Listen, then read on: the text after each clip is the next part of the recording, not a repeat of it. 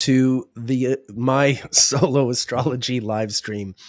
My name is Nick Dagan Best, and yeah, here we go. We had a very interesting and productive team stream yesterday with Patrick, where we announced the new format that we're going to be taking our joint live stream in, and because of that, I'm going to be discontinuing this solo live stream for the next little while. There's a few things just happening around me. One of them is with the new format for the astrology live stream. I'm going to be putting in a lot more time preparing the episodes. So I need the time to work on that other live stream that I'm doing with Patrick. There'll be a fair amount of work making slides and videos and things like that, and just preparing, outlines and stuff for those episodes. So I need the time, first of all. Second of all, my wife is going to be rejoining me in Vancouver in a couple of weeks, and I want time with her. I haven't had much time with her this year because of our peculiar living arrangement these days. It's not my stepkids are going to school here in Vancouver. I'm here sort of manning the house for them while they're in school. My wife is looking after her business and our other kid in South Africa. So it's a sort of voluntary separation. But yeah, she's coming to see me in a couple of weeks, and so I'm going to have some time with her. So combined with the workload I'm going to have with the new astrology team stream format, wanting more time with my spouse when she arrives, and I don't see myself doing this again, for the foreseeable future. I've enjoyed doing it. It's helped me work on my camera presentation and stuff. But anyway, I thought we'd have one last hurrah with this format. I do enjoy it. I do appreciate everyone who's been turning up. I hope, should I decide to recontinue it down the road, that people would still be interested in tuning in. But yeah, I think there's a good reason to look forward to where Patrick and I are taking the regular astrology live stream. But it's going to take more time, more work, and I can't do it all. So so it goes. But this has been an interesting year to try this, to do this. I mean, we've really been doing like the hardest thing, which is just showing up on camera with nothing and just improvising. Which is challenging. I feel, most of the time we've done well with the challenge, but it is always trickier. It is always sort of a matter of really staying on your toes, and I enjoy doing that. And setting a challenge and meeting it to some degree anyway. But I really think it'll be overall the amount of astrological education and interaction that we're going to be able to generate with this format, with something that is sort of more plotted out, and there's a theme, and there's an outline, and there'll still be some elements of improvisation, I think, in the conversation, but the shows will be a lot more sort of structured and have a beginning, middle, and end. And I think ultimately it'll be more productive to do it that way. Excuse me, as opposed to this live fly by the seat of your pants improvisatory format. So yeah, I hope people agree. I hope people enjoy where we're taking everything. And but in the meantime, we have today. Forget about, this is all about tomorrow and next week. But today I'm here. I'm doing the live stream, and I'm thrilled that I am.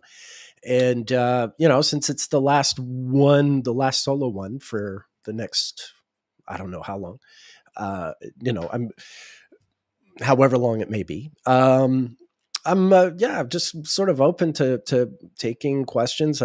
Hopefully I'll be useful to you. So someone give me a jump off point, and we can take it from there. because I have absolutely nothing in mind to discuss today. So I've planned nothing.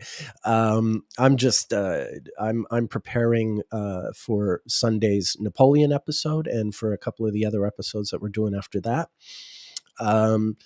Later today, I'm finally going to see Killers of the Summer Moon. I read the book and it's really fantastic. So I'm really looking forward to that. And Martin Scorsese is a long time favorite filmmaker of mine. So I'm not doing short readings. Come on. This isn't, I do readings for a living. This is more about astrological interaction. I think it would be unfortunate if people thought the live stream was just doing short readings. Sorry, it's not appropriate. I wanted, this is more about astrology conversation, not about focusing on it, not making like 100 people sit through and listen to, what you want to talk about or what any one person wants to talk about. I want to do things that are more sort of broad and general. Good. Stardust B 2023. I've seen this come up before. Okay, Chelsea, that's a good question. I just want to touch on Stardust B 2023's point or question. I thought Napoleon's birth chart was speculative because his father switched the birth dates with a brother in order to enroll Napoleon in school. That comes up, and I've got in my library, I've got a lot of books about Napoleon, and that comment comes up in two of them. And there's really not a lot of evidence to it. It's just something that, there's not a. It's something that was suggested at one point in Napoleon's lifetime. Right now I'm just opening my library to see if I can get to the exact chart. But it's not a theory that holds a lot of water. It's something that someone said and then got sort of repeated a few times, but by no means most of the time. I'm opening my library here, looking at my Napoleon books. Well, actually, you know what?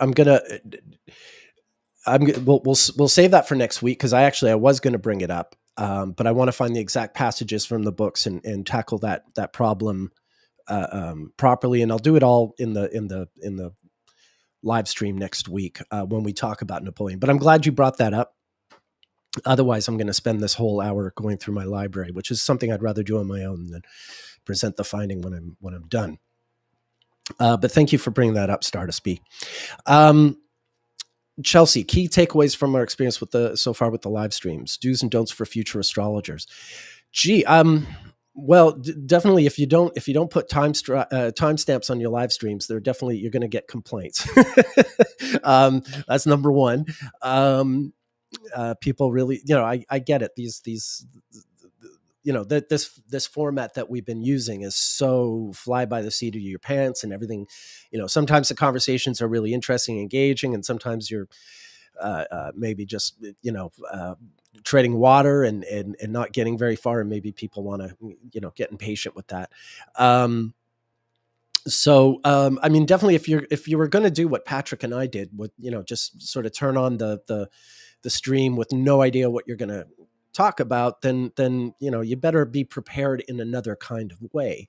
The reason we were able to improvise is because there was a lot of preparation done over decades, making chart files, doing research, just preparing for the day that one would have to speak off the cuff.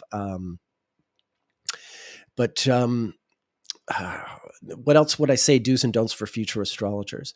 I guess the one thing I would say, this is generally sort of true, is aim for just outside your comfort level. There's something to be said for staying in your lane and only speaking with authority on the things that one has some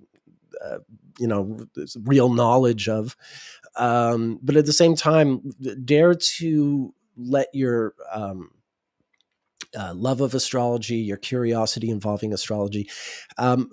Dare to let it take you into areas where you wouldn't necessarily be ordinarily sort of interested or compelled, but rediscover different sort of subjects or facets of life relative to astrology. Yeah, but apart from that, I'm not sure. I'll have to think about that some more. Trabrex says, I'm very new to astrology. What is this thing about the 29th degree? Yeah, the critical degrees, both the first and last degrees of a sign, there's a convention out there that says that when a planet is at the very beginning or at the very end of a sign, that it's that the sign sort of is the qualities associated with the sign are expressed more with more extremity, I suppose is a way to put it. If Mars is at 29 degrees Scorpio, it's like really, really Scorpio.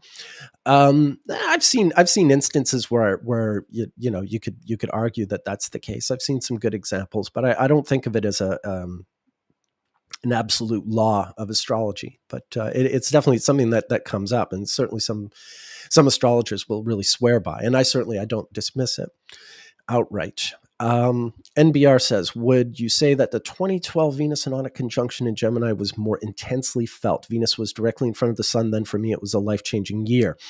I remember watching it. I remember where I was. But I study Venus retrograde. I study the whole synodic cycle really intensely, and I can't say specifically that the conjunction when Venus was in the heart of the sun, astrologically speaking, was any more powerful than any of the other Venus retrogrades in Gemini. I mean, look, the last time Venus was retrograde in Gemini was 2020, and that was George Floyd getting shot, and Black Lives Matter, protests in the streets, and then the counter reaction to that. I mean, it was very intense. 2020, in the middle of the pandemic, the 2020 Venus retrograde in Gemini was super intense. And then there were others. The 1972 Venus Synodic conjunction was Watergate, the Watergate break-in, which wound up eventually taking down the U.S. government, and in some ways, undermining confidence in the U.S. government that exists to this day. In 1940, the Venus Synodic conjunction, that same one, in those days it was in Cancer, but that was the Nazis, doing the Blitzkrieg thing on the Netherlands and Belgium, and taking over France, and that whole sort of part of the Second World War where they really started invading, apart from the invasion of Poland the previous year, where they really started going in and attacking Western Europe. So, all those Venus Synodic conjunctions manifestly seem more powerful than the 2012 one. So I don't see why, I don't see why I would say the 2012 one was universally more intensely felt around the globe. If it was strong for you personally, I mean, that's, it can be a really powerful transit, particularly, I mean, it depends where Gemini is in your natal chart, but it can definitely be a powerful one, in individual people's lives. But when I think about it broadly, generally, I don't see it anyway. Yeah, Argentina's new leader has Venus retrograde in Scorpio at 25 Scorpio. Yeah, very interesting transits that he got elected under. I want to look at him some more, but I want some more time. I have been following the news about him. It's an interesting development. Game ID. Okay, what is my opinion on Saturn in general? I don't even know how to start with that question. My opinion on Saturn. I mean, in what way? I don't know. I think that I would need a more specific question than that. I'm sorry, Game ID. Maybe refine that. Okay. All right. Thank you, Kai. Thank you as always for your kind words and support. Game ID. Would you be learning What would be a learning path to becoming an astrologer if I could start over? Well, no, I would do things the way I've done them. The first few years, I read every book I could find. I started reading astrology books in 1995. Pretty quickly decided that I wanted to be an astrologer. That like there was no other reason, no other place for me in the world, nothing else I was really meant to do. So I read a lot of books for 2 years, and then I ran off to New York City. In those days, you didn't have online courses, so if you wanted to take astrology courses, you had to do them physically. So I went down to New York City and started studying with the NCGR's education program from 97 to 2000. And the great thing about New York City and the NCGR in those days was there were a lot of teachers. Like if you wanted to study something niche like Uranian astrology, there were like 5 or 6 different Uranian astrology teachers you could go to, and a lot of different other sort of styles and facets. And that was really, I mean, I would say like in your early years of education, if you can help it, try not to set down too many roots. Dare to be something of a journeyman or journey person. Uh, don't be afraid of different zodiacs or how they may contradict each other. Don't be afraid to go too modern or too traditional or anything like that. But try not to commit. Try to let time eventually guide you to what quote unquote works for you. That was certainly how I did things. But then after 3 years of taking courses and taking the certification exams and doing all that, I mean, it was funny when I was doing the exams. I really thought, okay, this is my path to becoming an astrologer. Like when I take these classes and I take these exams, then I am going to be an astrologer. And what I actually found was that I did the courses, I did the exams, and then I was like, okay, now I'm ready to start becoming an astrologer. Um, and from there, I mean, and that was really, it was in 99 that I finally got my hands on Solar Fire version 4 and started making the database. And ultimately, like you take all the books, you read all the books, you take all the classes, you study under all the teachers and gurus that you can find, and then you throw it all away and you start looking at things from your own eyes. You start looking at life as you know it, whatever you know about life, about your world, about the people around you, about the country around you, everything. If you like a certain musician, try to understand that musician astrologically. If really like an actor or whatever, or a politician, or really hate them, try to understand them astrologically, and just do it over and over and over and over again.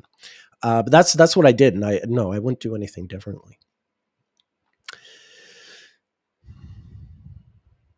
Thank you, Chelsea.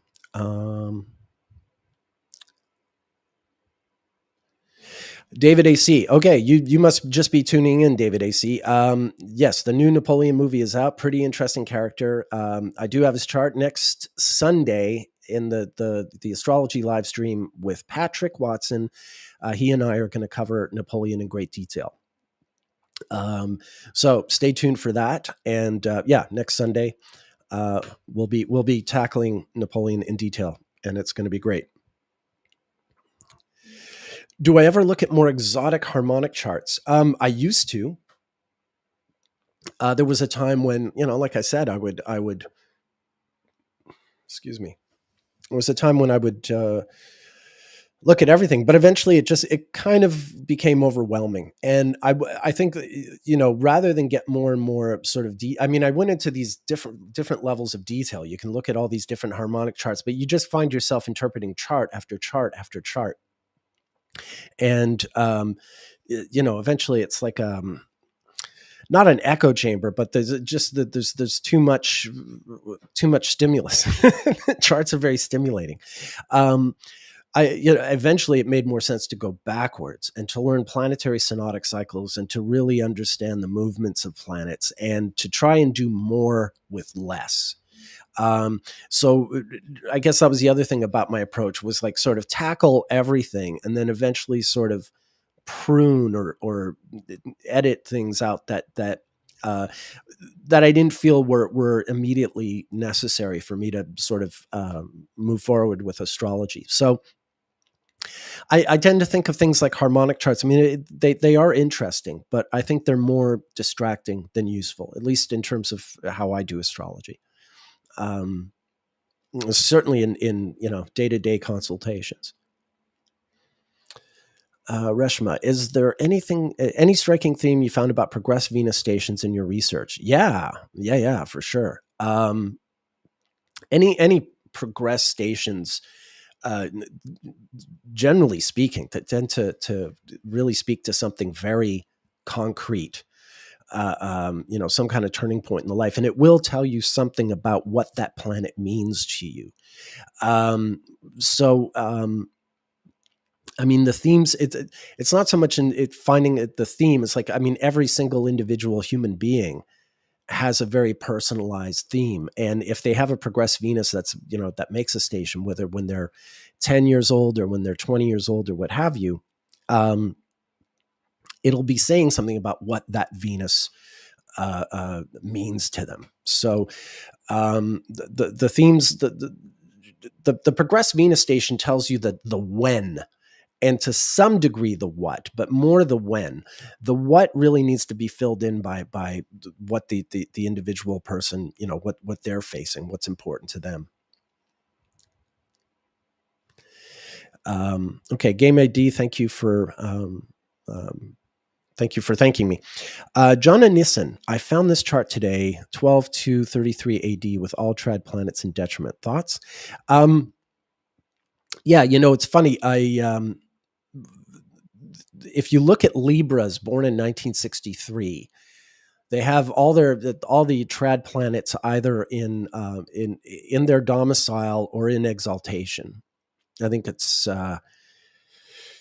Saturn in Aquarius, Jupiter in Pisces. Is that right? Venus in Libra. Anyway, you can go look. It's the 1963 Libras have these charts that are just actually. Why don't I just show you? So this is I know you're asking me about detriment, but I'll show you the converse and give you some idea of what I think about this. Okay, so this is my general natal file. So a Libra born in 1963. Okay. So there's why not? Norm Macdonald was one of these folks. Okay, no, but he's got the Mercury in Libra. He's a little too late. Okay, yeah, Mercury in Libra. He's so eager to be. Les Claypool, bass player. Right, Venus in Libra, Mercury in Virgo, Mars in Scorpio, Saturn in Aquarius. Okay, no, Jupiter's in Aries, but that's still got a trigon thing for it. But still, this is a lot of planets in their own domicile. Now, Les Claypool, if you don't know who he is, he's a very talented musician, extraordinarily talented, definitely a virtuoso. But there are, if you dig deeper, it's not like he's, the greatest person who lived, greatest person who ever lived, born in the 1960s. He's not the greatest person of the 20th century. He's fine. He's not a problematic person, but he's a person. And you definitely find some pretty ordinary people with planets in those signs. The thing about rulership is it's good for it's good or bad for the planet. It's not necessarily for the individual. If you've got a nocturnal chart, you don't want necessarily to have Saturn in its own domicile. If you have a diurnal chart, then maybe you do want Saturn in its own domicile, but you might not want Mars in its own domicile. So to have all the trad planets in detriment, I mean, it just means that all the planets are sort of uncomfortable and can't function, in the clear completely. But that might be fine for the individual. You never know. It's a very tricky thing. Planetary rulership has everything to do with the planets and how strong or weak they are. But whether a planet is strong or weak in a horoscope is a matter of nuance, and it's not good enough to just think, okay, like you just want all the planets and all the right signs, and then you've got the best chart ever. It's not as simple as that. What do I feel about heliocentric chart as double Leo nativity? Um, yeah, I mean, heliocentric, the term heliocentric chart is a bit, uh, um, I mean, I've looked at them. They're interesting. But I think the way I use heliocentrism is more just to illustrate, to get a visual picture of what, um, whoops, sorry. I was going to show you some astronomy. Here, this is what I'll do. I'll share my screen and I'll show you how I use heliocentrism, but it's more just to sort of have a different picture of, all right, so this is something called Solar System Scope. It's not an expensive software, but it's really, really useful. It's an astronomy software. And I love using it to, I'm, these videos I'm working on to explain synodic cycles really does a good job. Okay, so this is where it makes sense to me for an astrologer to look at things heliocentrically, is just to understand the sort of the picture outside us, and understand how retrogrades happen, how conjunctions happen, but also to understand the thing about the cycles of the planets. As you probably know, the orbits of planets are not circles. They're ellipses. They're sort of warped circles. With the exception of Venus, which is quite symmetrical. It has a fairly symmetrical orbit around the sun. But all the others, like you can see Mercury here is really close to the sun in this part of its orbit and really far here. And then Mars is really extreme. It's really far here and really close here. And Earth has some difference, like it is visibly wider here and visibly closer here, but Earth isn't nearly as extreme as you find with Mercury or Mars. Mercury is the most sort of skewered, and the Mars is the second most. But when you see this, then you can start to understand why. For instance, first of all, I should say, like, when Earth being here is today Sagittarius, but when it comes to these 4 points in Earth's orbit, will represent the cardinal points to us, at least for Earth. How we'll see the sun in our charts in a geocentric chart, but understanding this heliocentrically. So when Earth comes to here, it'll be at 0 Capricorn. When Earth comes to here, it'll be at 0 Aries. When Earth comes here, it'll be at 0 Cancer. And when Earth comes here, it'll be at 0 Libra. So that just anchors you in the zodiac the way you understand it.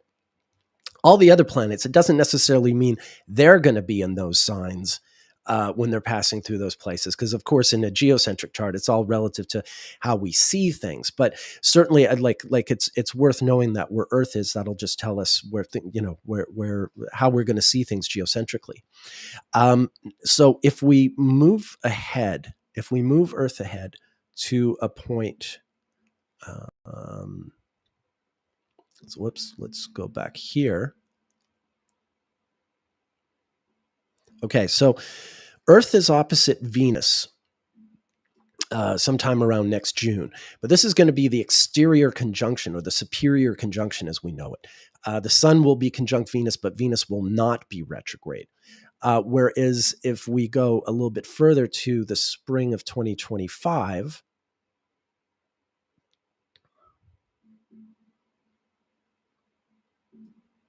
there we are. This is a Venus retrograde in Aries. You can see Earth is in Aries, so that means the sun geocentrically will be in Aries. And then this is the Venus retrograde because it's interior, it's with the sun. All right, so there's that. But there's also, before that Venus retrograde, there's a Mars retrograde a few months earlier. Yeah, right about here. December, January, and this is because Mars is very close to Earth. But this is a Mars retrograde. The sun will be in Capricorn, but the Mars retrograde will actually be going from Leo to Capricorn. And this is why, for those of you who have heard me say it, Mars retrogrades in Cancer, Leo, and Virgo are very common. Whereas Mars retrogrades in Capricorn, Aquarius, and Pisces are uncommon. And the reason for this is, okay, if the sun is in Capricorn, and Mars retrograde will be in Cancer, but because this part of the orbit, when Earth is in Capricorn, Aquarius, and Pisces, this is the part of the cycle where Mars is furthest from the sun and therefore is taking much longer to go around. And therefore, it's much more common for Earth to come around and be close to it like this, and we get a Mars retrograde in there. Whereas over here, Mars is much closer to the sun, so it'll move through this part a little quicker, in terms of how we see it from Earth, and therefore the Mars retrogrades are a lot less frequent, which is why you only get Mars retrogrades in Capricorn, Aquarius, and Pisces every 32 to 47 years, sometimes 79 years for like a perfect thing. So that's what I do with. That's how going heliocentric really helps me in terms of coming up with a new chart. And it's kind of like the same answer I have for the harmonic charts. You're just reading chart upon chart upon chart, rather than having that one chart and a transit chart, or one chart and just really understanding the planets, their cycles, and being able to pick it apart with that one chart. So again, I think it's a matter of doing more with less. That's where things led me eventually. But I would say go look at heliocentric charts, look at harmonic charts, by all means. I found them interesting, and then I moved on. That would be my short answer. Okay, Alison Nisi, my mom is 1963 Libra, but October, and she has not many planets in dignity, only Mars and Saturn. Yeah, okay, there you go. That'll happen. Princess Margaret has so many in domicile or exaltation. Interesting chart. Yeah, I remember looking at hers. It is interesting. At some point, we'll do stuff on the British royals. I've done a lot of research. People were asking for Meghan Markle. Meghan Markle is young. There's not a timeline. I always want to look at someone from birth to death, and hopefully someone who's lived a long time. So there's a lot of astrology to do in there. To me, it's, just because a celebrity is sort of interesting or hot at the moment, it doesn't necessarily make them the best, the best subject for astrological research. The people I enjoy most are people who've lived long, who have really well documented lives, like decade after decade after decade, and preferably dead, so that you can really do the whole, life. Patrick and I are going to be talking about Britney Spears in a few weeks. But that's an interesting sort of thing for me. There was a really important sort of enlightenment moment for me back in 2007 when I was doing an astrology talk at a conference in Arizona. Now, you can see this on YouTube, and you can almost sort of see my mind wake up on camera when I'm giving this talk. Basically, I was talking about Venus and Mars retrogrades, and I had this big slideshow, big screen behind me on a stage. And then I got to Britney Spears, and it wasn't anything too malicious, but I had a graphic just introducing the Britney Spears section, and it was a graphic. It was a picture of her with a sort of a cartoon speech bubble, saying a bunch of really like complicated mathematical equation. In other words, I was having some kind of laugh at the superficial pop star, delivering advanced mathematics. I was being, kind of snarky and laughing at the celebrity. But this was in March of 2007. It was like maybe 5-6 weeks after she had this terrible public meltdown. And I could really sort of see, like, I went from, let's do the astrology of these celebrities. Some of it was me just being, haha, let's laugh at the celebrity while we study their horoscope, seemingly innocuous. But then I suddenly realized, I've gone from making fun of a pop culture figure to now I'm making fun of a young person who's in a lot of pain right now.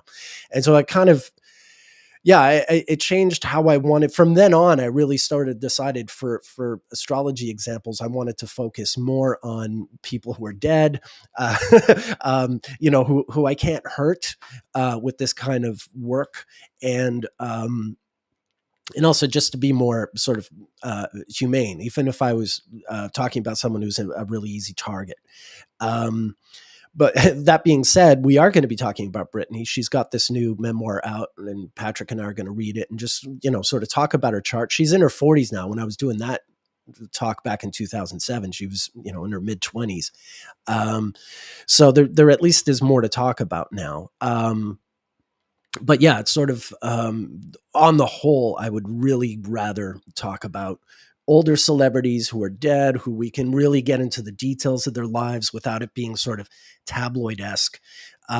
So yeah, I'm more interested in doing your Elizabeth Taylors and your Marilyn Monroes and your Marlon Brandos than I am doing your, whoever is famous right now. Hope that helps. NBR, any thoughts on the 1988 conjunction of Saturn, Mars, and Uranus at 0 Capricorn? 1988 is fascinating. You do have the Saturn Uranus happen. Mars in 1988, you get a Mars retrograde in Aries, a very rare Mars retrograde in Aries starting in August. But I don't think maybe at the very beginning of the year, it's in Capricorn.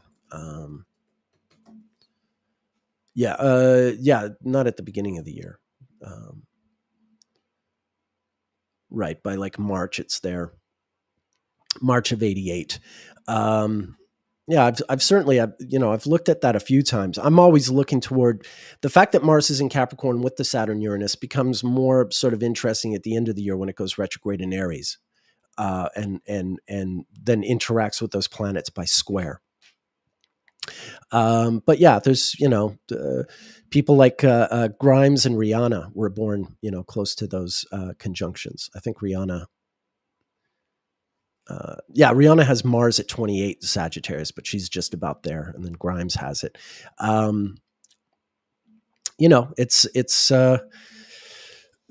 It's reflective of how the world was changing at the time, I think, amongst other things. 88 is interesting. You got a Venus retrograde in Gemini in the spring. You got the Mars retrograde in Aries at the end of the year. And then, of course, everything moving from Sagittarius into Capricorn, the Saturn Uranus. It's a sign of the times. 1988 was a year where a lot of the wars that had been happening were suddenly ending. The war in Angola was ending. The Soviets were pulling out of Afghanistan. Iran and Iraq had been at war since 1980. That war was ending. The U.S. and the Soviet Union signed Ronald Reagan went to Moscow. That was the first time a president went to Moscow, and they signed an anti-nuclear treaty, which is interesting. It was the second time that the U.S. and the Soviet Union signed an anti-nuclear treaty during a Venus retrograde in Gemini, because that had also happened in 1972, very, very close to it, the SALT I treaty. So when I think of 1988, when I think of the planets and where they were, I do think of like just all these wars were finally coming to a close. Even in South Africa, like Mandela wasn't released until February of 1990, but by 1988, they knew they were going to release him, and they moved him, I think he had surgery that year, and they moved him to a far more comfortable facility. So even there, and some of the other anti-apartheid activists were released from prison that year. It was leading up to his eventual release. So I just think, to answer your question, I mean, the fact that Mars has that interaction with Saturn and Uranus in March is interesting.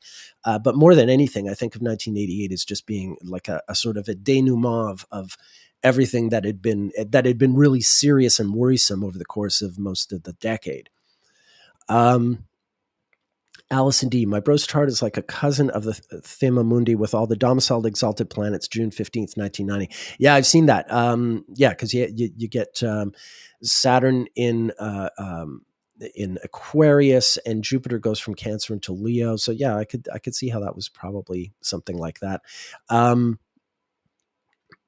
was just before the first Gulf War. That was like sort of the last when Iraq invaded Kuwait in August of 1990, that would lead to the first Gulf War in January of 91.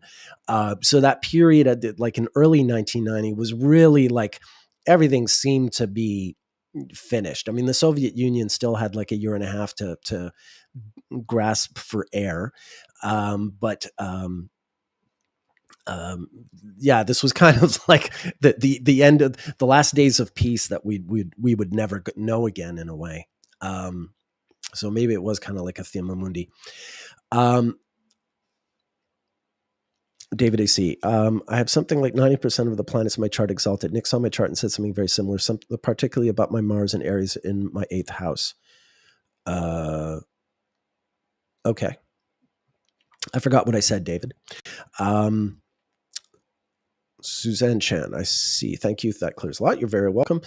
NBR, any idea about where rulership scheme of the planets really comes from? There are theories about average distance, transit times of planets from Earth, or some playing a role. That's a really good question.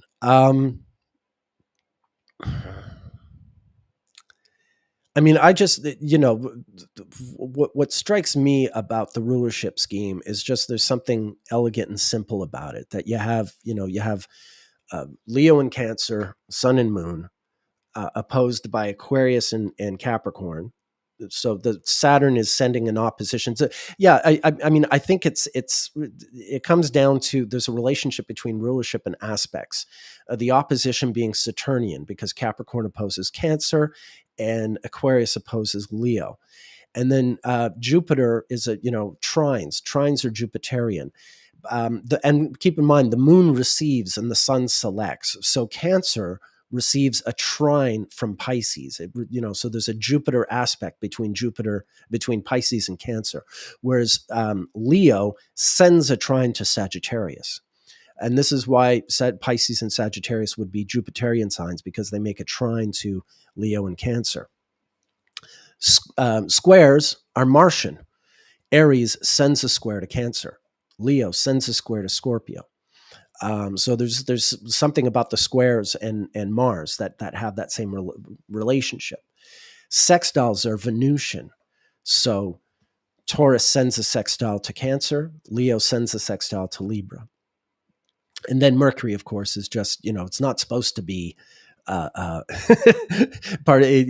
It has its own, it's the only planet that whose rulership is not configured to the lights. I mean, I guess, the moon's Cancer sends a sextile to Virgo, and Leo receives a sextile from Gemini, but that's not in keeping with the moon receiving and the sun selecting.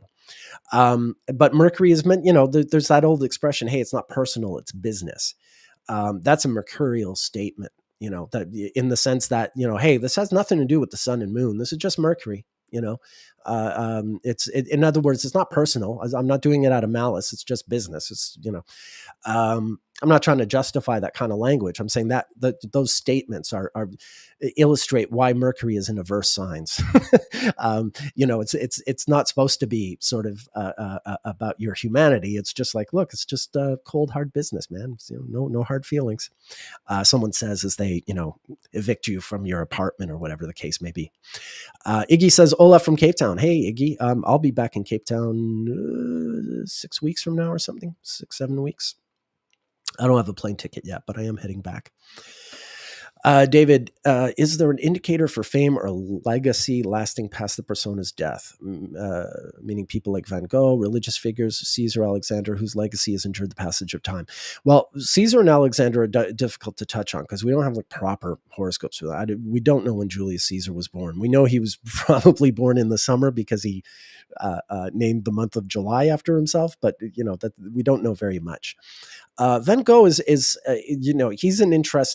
got an interesting chart. He's definitely got a chart that I've studied a lot. I've read a few biographies. I've got his book of his letters. He's someone I want to do a deep dive on. And, he's definitely on the list of people that we'll cover on the Astrology live stream. What I would say about him now, I don't want to put his chart up now. I want to save it for then. But what I'll say now I mean, he's got a very different chart. He dies, and then his brother dies. His brother kind of loses his mind and dies about 6 months after Vincent. And it's their deaths that sort of make a story that opens them up to the art world. And I don't want to say, I mean, I do think Vincent van Gogh was a great painter. But I think a lot of great painters have died completely anonymous. But there was something about his death, the way he died, the way his brother, who had been his sort of defender and supporter, died not long after. The way that all went down, that became part of the mythology and part of what sort of made people realize how great the art was. So I think there's a whole sort of story there in the chart that speaks to that, and I do want to cover that. But Caesar and Alexander, that's a harder thing. Even Napoleon, despite the what I was saying earlier about the controversy over his birth time, whether his birthday and his older brother's birthdays were switched. Regardless of all that, we don't know what time he was born, so it's harder to even speak about him horoscopically, unfortunately. But it's thanks to Napoleon, I believe. Napoleonic law made it law to record times of birth on birth certificates, which is why, generally speaking, you can very easily find time charts for people born in countries that Napoleon conquered. France, he didn't conquer France, I suppose, but Germany, Spain, Austria. They'll generally be times on birth certificates. But England and Russia, the two countries that he failed to conquer, do not record times of birth. For some reason, Scotland does, and Napoleon didn't conquer Scotland, but maybe Scotland does it because the English don't, and so they figured they would do something different. But long story short, it seems Napoleon has been something of a gift to astrologers, if he wasn't a gift to absolutely everybody. Carolyn is saying that the 0 degree of cardinal sign are called world points. They signify major world changes. Do I agree with that? 0 point Aries was the Arab Spring. Yeah. I mean, I do.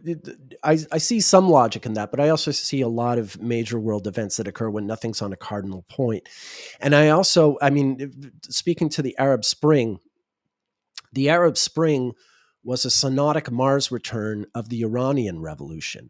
In January of 79, as the Shah was fleeing Iran and Ayatollah Khomeini was arriving in Iran, there was a very rare Sun-Mars conjunction in Capricorn that doesn't happen often and didn't repeat itself again until 32 years later in 2011.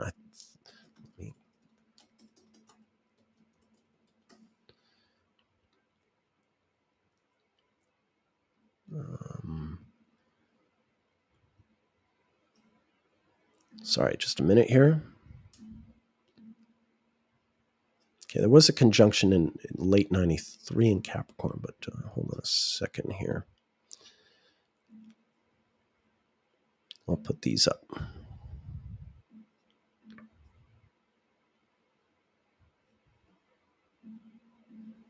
Here.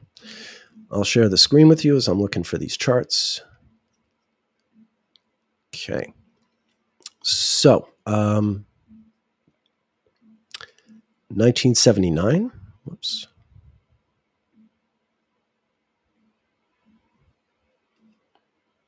Yeah, there's the Sun Mars conjunction going. It was in 29 Cap, but it's going to Aquarius. I think the one in 2011 is in early Aquarius, but it's a synodic return. Is my point. Okay, there's Ayatollah Khomeini arriving. There's the Shah of Iran fleeing. So there's that.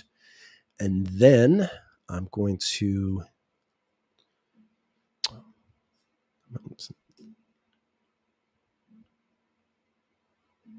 Okay. Everything's opening up at once.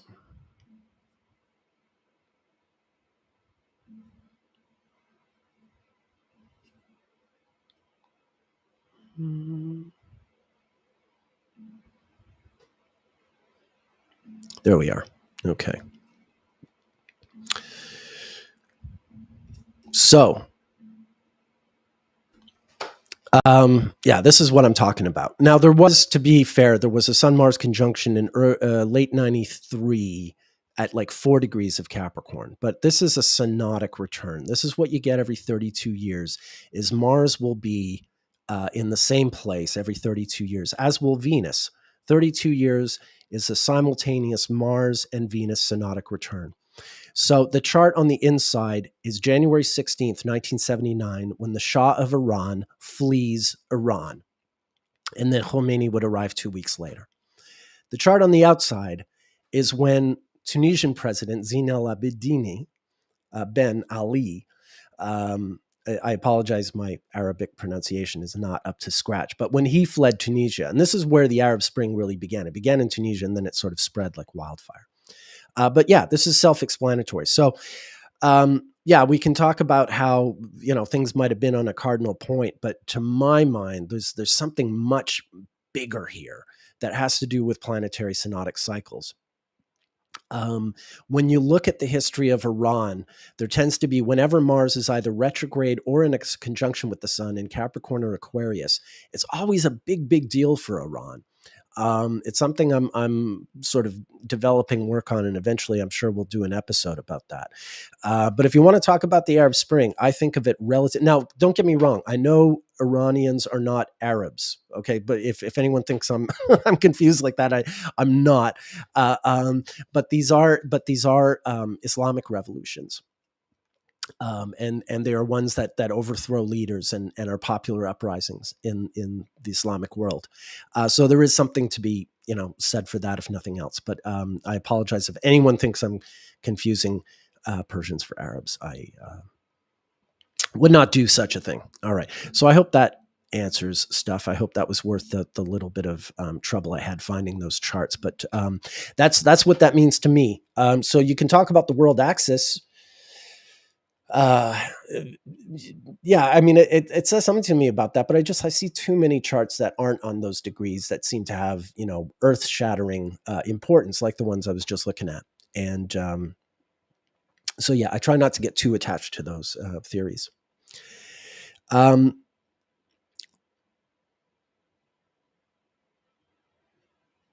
Okay, so Iggy, talk about a Venus South Node conjunction. I've been asking all over the net. The Gemini full moon occurred on my natal Gemini full moon. Is there any significance to something like this? You must be either 19 or 38 years old, or some multiplication. Every 19 years, the lunar cycle repeats itself. Go ahead and put up a chart of your 19th solar return, and the moon will be conjunct your natal moon. It's just a matter of understanding that cycle. So if you were born on a full moon and then, 19 years later or 38 years later, or 57 years later, you'll see that same lunation repeat itself. That's the cycle. River of Winds is laughing, and I don't know why. Okay. Uranus was at zero Aries during the Arab Spring. I was just looking at it. No, Uranus was at 27. I mean, it headed there eventually, but it was at 27 when it broke out. I don't entirely dismiss the idea, but I think there's just like, you don't want to get too attached to it. You're not going to be able to predict everything if you're too attached to the idea. I think understanding synodic cycles and having a reference to history will get you a great distance. The only fault to doing things that way, my way, is not everything is part of an existing cycle. New cycles happen, but on the whole, I find that any new event in history has some kind of cyclical or patterned precedent that you can go and look at that connects these different moments in time. And I do think the Iranian Revolution and the Arab Spring, do have that sort of political relationship somehow relating to the synodic cycle of Mars. Okay, Chelsea says, I also think it's interesting how no planets exalted in Aquarius, Leo, Gemini, Sag, as they came inverse to Cancer in the Thema Mundi. Yeah, that was always the idea. That's exactly right. Martin Hermes did a nice deep dive job on Van Gogh. Might be worth watching. Yeah, it might be. Martin's really good. I've done things on my own, so I don't really. It's worth it for you guys to watch Martin Hermes, and it's not like I wouldn't benefit from it, but I want to present a work that's completely mine. So I typically don't look at what other astrologers are talking about when they're covering the same subject as me, because I really want to sort of keep my purity. But Martin is great, and he's Dutch, I did live in the Netherlands for a year and a half, but ik sprak Nederlands. I used to know how to even say that. I didn't even say that properly. So yeah, it's a good idea for you guys to do the deep dive. Maybe after I've done my deep dive, then I would go look at what Martin does, and maybe I would go, oh, I should have thought of that, or oh, I should have thought of that. But that's for afterwards. I'd rather give my version of the talk and then see it. But yes, by all means. Tall T. Robinson, love the explanation using the solar system scope. Awesome, thanks. You're very welcome. Solar system scope costs like $10 or $20. It's not expensive. It's good fun. It's not. I also have Starry Night, which is like $300 and something, and it has a lot more bells and whistles. But solar system scope is great and does some things that Starry Night doesn't do. So yeah, it's definitely worth having astronomy software and using it to sort of understand what you're looking at. And that is the advantage to looking at things heliocentrically, is at least it allows you to sort of step outside geocentrism enough to sort of understand what geocentrism really means. And it helps. It's really, really useful. Bliss to be. Do you use solar return charts, and do you find them to be useful in anticipating some of the things for a year ahead? Yeah. Every consultation I do starts with me looking at the nativity and the solar return in a bi-wheel. It's always the place to start. It gives you, first of all, it gives you the starting point for the new perfection year. Because with every solar return, there's a new perfection year. So it just gives you an idea of like where the starting point is for that, and where the Lord of the year, the planet ruling that perfected sign, is. And you can, from there, you have some idea of what that planet's going to be doing over the course of the year.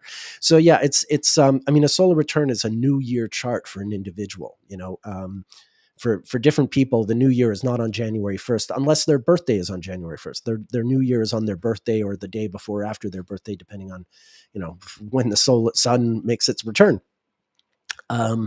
So yeah, it's solar returns are fundamental in consultations and getting any sort of it's the starting point to let you look ahead for the year ahead. Tall T asks, could you and Patrick dissect the 1962 stellium in Aquarius and include Garth Brooks' chart in the examples? Thanks. That's a great example.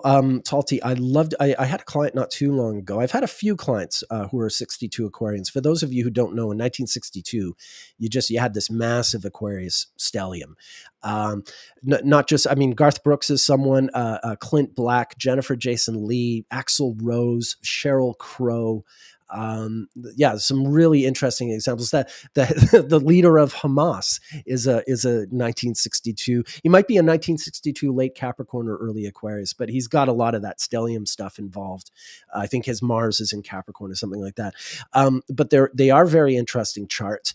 Stelliums are tricky for astrologers. Because this is actually I have a stellium chart, if you will. Mind you, it's a stellium spread out through two signs. I have like 4 planets in Leo and 3 in Virgo. So it's like 2 stelliums. But because of my chart, this is another element that sort of pushed me towards learning planetary synodic cycles.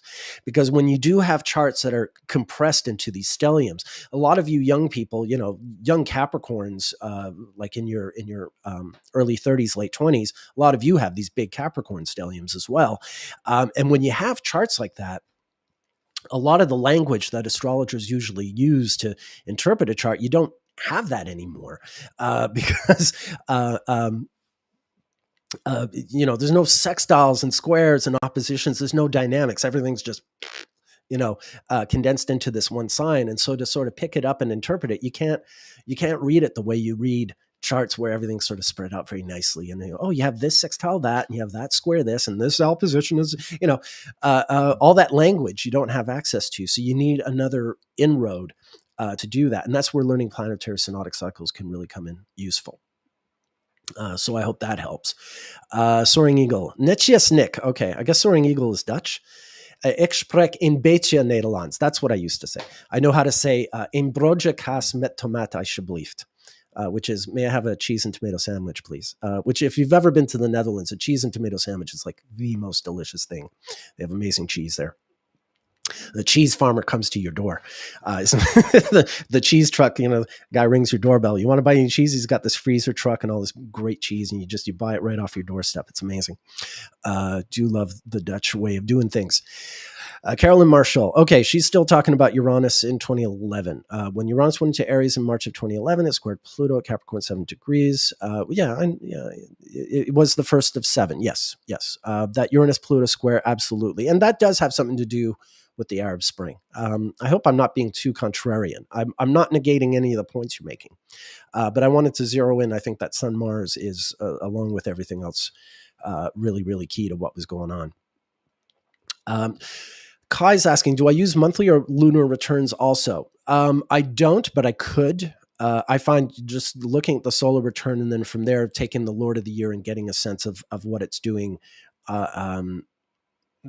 That's how I like to do it. You could do things that way, but it boxes you in other ways. So it's kind of a choice of like how much freedom and how much boundary you want to work with. And that's sort of where I've arrived at.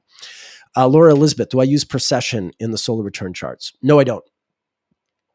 I've heard the arguments back when I was studying in New York City in the late 90s. There was a great public access TV show by an astrologer named Bob Marks that I would always tune in. I was just so thrilled, like, oh my God, there's an astrology TV show in New York. I mean, it was public access. It wasn't, high production value. But Bob Marks was very serious about precessed solar return charts. And, I appreciate certain astrologers will really insist on it. I'm not so much so, because maybe we have different ideas of what the zodiac, the tropical zodiac is. It might be the answer to that. I really just see it as a way of dividing the solstice and equinoctial points and trisecting each of those quadrants, and that's it. I don't, I use some of the archetypal symbolism that we all do, but that to me is like icing. It's not the meat of astrology, if you will, or the cake, I suppose. You don't put icing on meat, or at least I don't. All right. Well, it looks like I'm running out of questions, and my hour is up. I do have other things to do today. I'm going to see Killers of the Flower Moon, so because that's an interesting story. First of all, like I said, it's Martin Scorsese's new movie, and I just want to see it for entertainment value, but also it's a historical event. I'm very interested in the chart of J. Edgar Hoover and the history of the FBI, so that sort of plays into it. And the book was fantastic. It's a absolutely heartbreaking story, like few others I've ever heard. So it's, I'm looking forward to that. But yeah, it looks like I'm wrapping up my last solo live stream. Oh, be heavens, you just bought the book. It's a great book. It's a fast read. I read it in one day. It's, you can read it probably in about 5 hours, but it's really, really, really good. And it's broken up into 3 compelling sections. It's, can't recommend it enough. Name of the book is also Killers of the Flower Moon by David Grann, Grann. Excellent book. NBR, thank you, Nick. Synodic cycles have really enriched the readings I give to people. I have no doubt, NBR, you're very welcome. It's really, really worth knowing. And again, it's sort of, it's the most stripped down version of astrology that you can find. And from there, you can sort of build up again, using other techniques and perspectives. But understanding the planetary synodic cycles is really sort of stripping the things down to the most essential parts. And when you get that down, it's magic. And yeah, I use them in consultations all the time, and it really makes the difference, especially Consultations are expensive. People are giving you a lot of money for that 1 hour that you have with them. And using synodic cycles is such a great shortcut. You just get to the heart of the matter so much quickly. And so you cover more territory over the course of the conversation. You get that much more, astrology, for your buck using planetary synodic cycles. So it's just really efficient. On top of being really, compelling and revealing. So I can't recommend them enough. Obviously, we'll be covering them extensively in the astrology live streams over and over and over. First principles. That's right, NBR. All right, guys. Folks. Killers of the Flower Moon, David Gran. Fantastic. All right, everyone. Thank you for attending my last solo live stream for some time. Don't know where things are going to go from now. Like I said, I've got to work on the new astrology live stream format is going to take a lot more sort of preparation work. So I need time to do that. Number two, my wife is coming to town in 2 weeks and I want to have as much time with her as possible. Number three, I'm going to be back in Cape Town sometime in January or so. And I'll be there for a few months at least. And, I am going to keep doing the show with Patrick, but that'll also be hard. I'm going to be with our younger kid, getting her to school every day. It's going to be a different lifestyle for me, and it might make this hard as well. So for all these reasons, I'm just going to stop this for the time being. But I'd happily sort of restart it sometime as well, because I've had a lot of fun. And see you in Cape Town, folks. For those of you, okay, great. Thank you for all the kind words. Yeah, well, I'll miss this too. But I'm really looking forward to where we're going with the show. So, and I think, like I said, it's going to be the best use of our time and energy. And we really want to produce something that's lasting. Nick, Caroline Marshall's post read the Uranus-Pluto square of 2011. Can you discuss that time frame in the future, please? Yeah, I'd love to, actually. That's something else that we'll do with certain episodes. Is I'd love to talk about little periods of time. January of 1980. March of 1988. February of 1962, as someone was asking about, different things like that. I'd love to do episodes that just sort of focus on a certain month or 3 months or something like that, little periods in history. Not just periods when Uranus and Pluto are square, although that's certainly worth it, but a lot of different sort of timeframes, and just talk about them in the abstract, and different people born with those horoscopes and different things that happened during those times. I think that would be a really interesting subject for that as well. Uranus-Pluto squares have been world-changing, and maybe not in the best way. Yeah, it's always the interaction of Uranus and Pluto is always heavy duty. Keep in mind they were opposite each other in the 1790s during the French Revolution. They were conjunct in the 1960s when the world was changing really fast in good and bad ways. That tends to happen. Uranus-Pluto interactions really sort of put the fast forward button on human development, or the fast rewind, depending on your perspective. Depending on how attached you were to the way things, if you were really attached to the status quo, that the squares are really upsetting. If you're really dissatisfied with the status quo, then the Uranus-Pluto aspects at least present some kind of hope, although it never sort of works out the way the hope is aimed at. All right. Okay, folks. Have yourselves a terrific week. I look forward to seeing you all on Sunday when Patrick and I are back here. And we're going to be talking Napoleon, and we're going to cover a lot of really interesting astrology, and I'm looking forward to it. It was really good for the rise of fascism. No disagreement here. No lie detected, Carolyn. All right, folks, have yourselves a great time. Okay, financial market. Yeah, that's something Patrick and I will definitely have to cover at some point as well. All right, folks, have yourselves a great one. Cheers.